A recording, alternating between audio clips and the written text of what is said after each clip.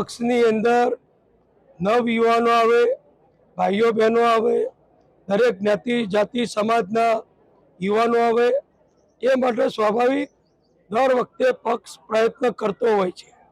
વડીલો હોય, પુખ્ત વયથી ઉંમરના મતદારો હોય, યુવાનો હોય, શિક્ષિત હોય અને અગાઉના જૂના અનુભવી લોકો પણ હોય, એ પ્રમાણેનું આયોજન કરી અને 60 વર્ષથી વધુ નહીં પણ 59 વર્ષ કે એનાથી નીચેની ઉંમરના જે અનુભવી છે, ભૂતકાળમાં ધારાસભ્ય રહી ચૂક્યા હોય, બીજા હોદ્દા ઉપર રહી ચૂક્યા હોય, નગરપાલિકા મહાનગરપાલિકામાં હોદ્દેદાર રહી ચૂક્યા હોય, એવા અનુભવી કાર્યકરોને પણ સ્થાન આપ્યું છે।